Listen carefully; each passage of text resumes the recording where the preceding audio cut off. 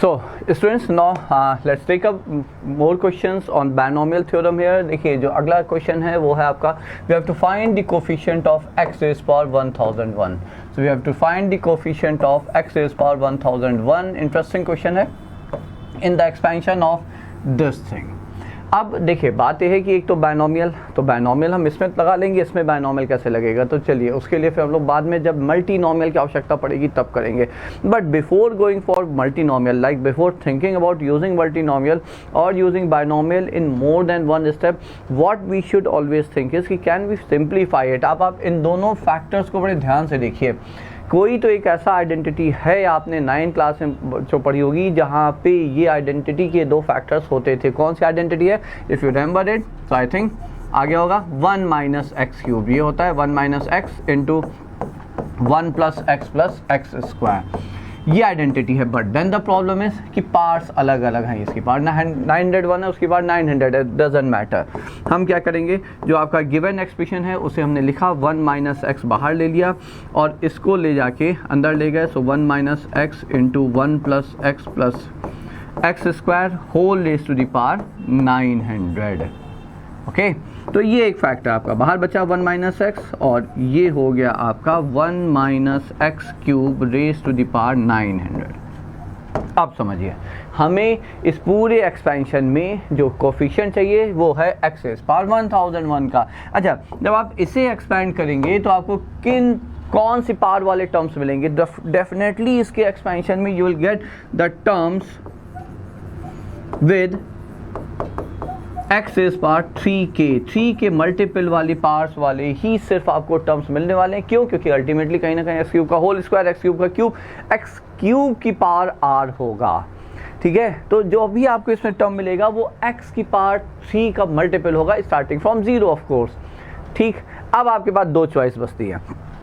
उस टर्म को आप 1 से मल्टीप्लाई करेंगे, भाई दिस इंटू दिस है, इसको तो आपने बायनोमियल से एक्सपेंड कर लिया.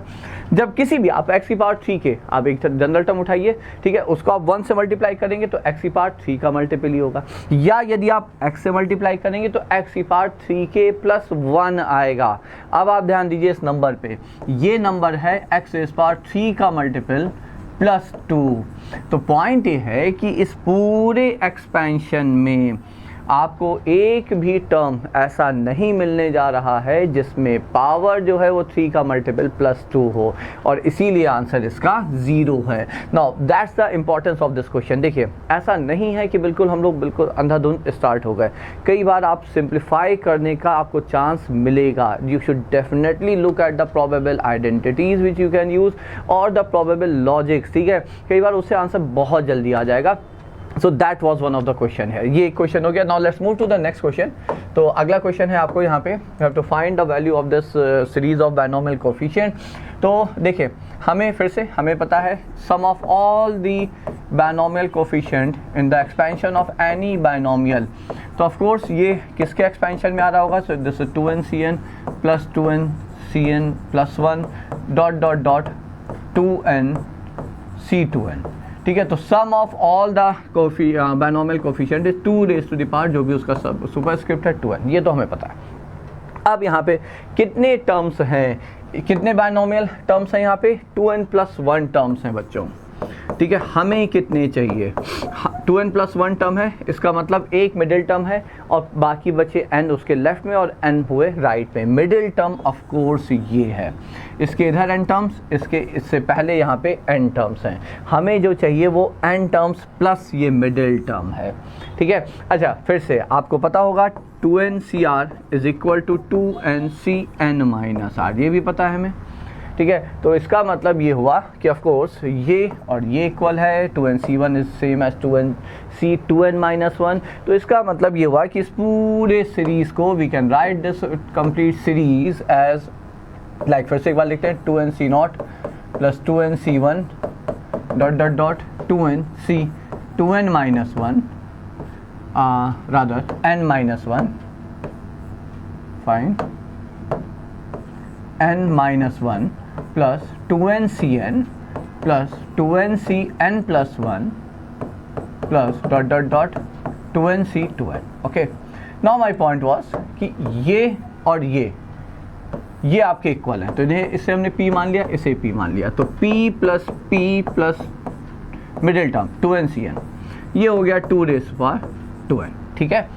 तो p कितना आ गया, p आ गया 2^2n minus 2n/cn by 2, so it's 2^2n minus 1 minus 2n/cn by 2, but हमें जो सीरीज चाहिए वो p तो है नहीं, हमें क्या चाहिए, सो देयरफॉर हमें p plus middle term 2n/cn चाहिए, तो बस आप p में से ऐड कर दीजिए, तो 2^2n माइनस 1, और इसमें जब आप p ऐड करेंगे, मानिए कि 2n/cn ऐड करेंगे, तो ये हो जाएगा plus 2n/cn by 2, so that's the answer for the series, so let's look at it, तो ये हो जाएगा प्लस 2n/cn, तो ओके आई थिंक अब हमें फर्दर सिंप्लीफाई करना पड़ेगा, एक बार इसको करके देख लेते हैं, तो 2n/cn, तो ये हो जाएगा 2n factorial n factorial into n factorial into 1/2, right, यही आ जाएगा। 2n फैक्टोरियल को आप लिखेंगे 2n into 2n minus 1 factorial, 2 से 2 कैंसिल होगा, ये कैंसिल n फैक्टोरियल कैंसिल होगा, तो n फैक्टोरियल, तो यही है आंसर, ये यहाँ पे ब्रैकेट होगा, तो that should be the answer है।